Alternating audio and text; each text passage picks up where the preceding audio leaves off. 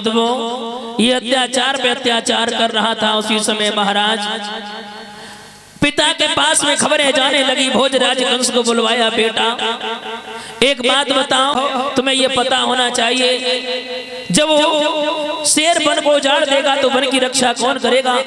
एक काम करो बेटा, ये अत्याचार करना बंद कर दो।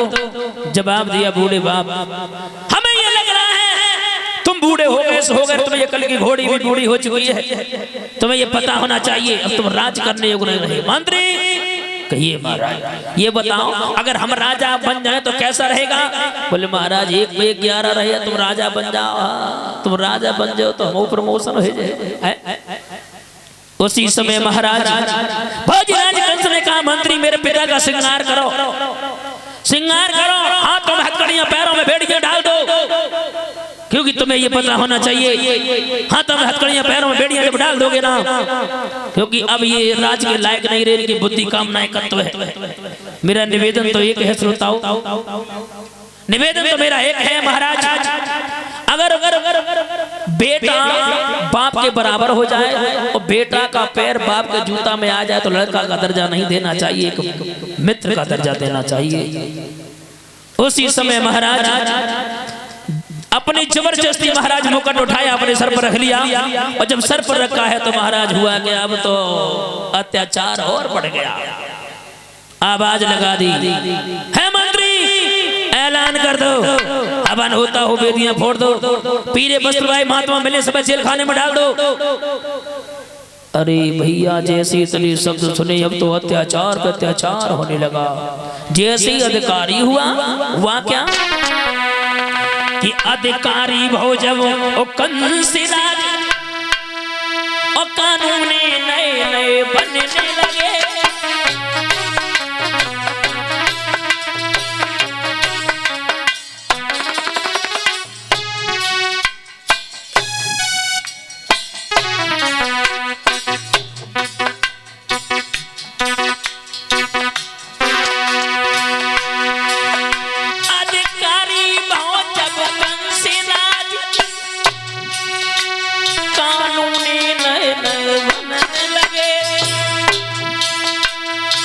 लुच्चा और लफंगन के रबड़िया से भोजन होने लगे।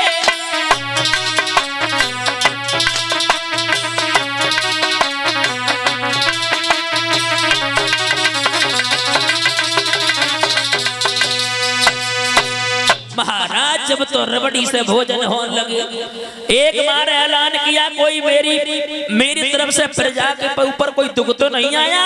एक खड़ा हुआ, महाराज तुम्हारे पिता के राज में हम बहुत खुश थे, तुम्हारे राज में हम बहुत दुखी हैं। मंत्री से कहा, मंत्री एक काम करो, चाहे कटवाए के जमुना में ढकवा दे, क्योंकि हम दुखी किसी को देखना पसंद नहीं करते हैं। और दूसरी बार जैसे ही कहा कोई दुखी तो ना है, सबने हाथ उठाया थे, बोले सर्व सुख है, तुम्हारे राज में मरना कौन चाहता है।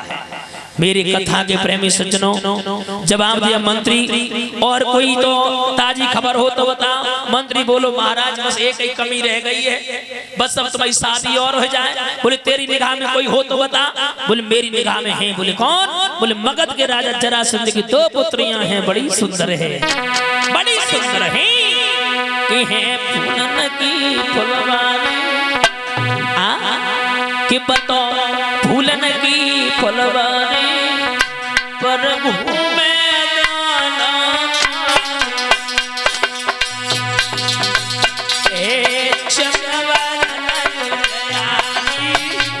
पर घूमे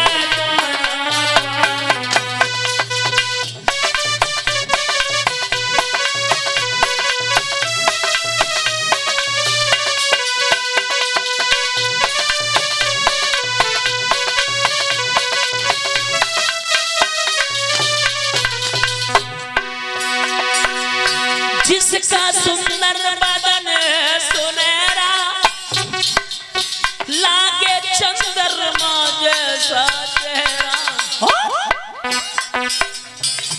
नादान उम्र की बारी, नादान उम्र की बारी पर घूमे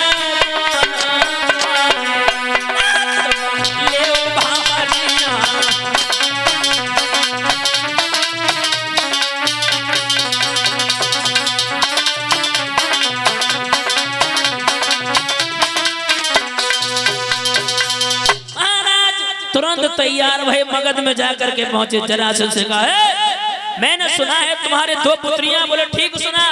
बोले विवाह हो गए। बोले बिल्कुल ठीक सुना। बोले ठीक सुना तो हम ठीक ही समय पे आएंगे। बोले मतलब? बोले हम शादी करना चाहते हैं। जवाब दो मेरी शर्तें हैं। मेरा हाथी है ना? बोले हाँ हाँ। बोले बस युद्ध करो, जीत गए तो शादी, हार गए तो बर्बादी। बोले कहाँ है हाथी? बोले जे बोले सामने करो। अब हाथी में और भोजराज कंस में युद्ध होने लगा। युद्ध कैसे हुआ?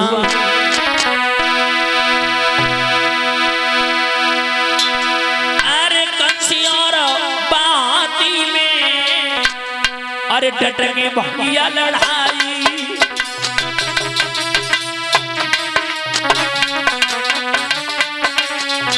महाराज भोजराज कंस में और हाथी में लड़ाई होने लगी है।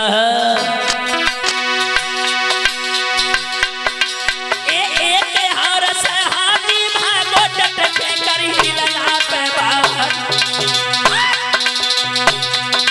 अरे आखिर लड़का है रे राक्षस को कर रहो अरे बा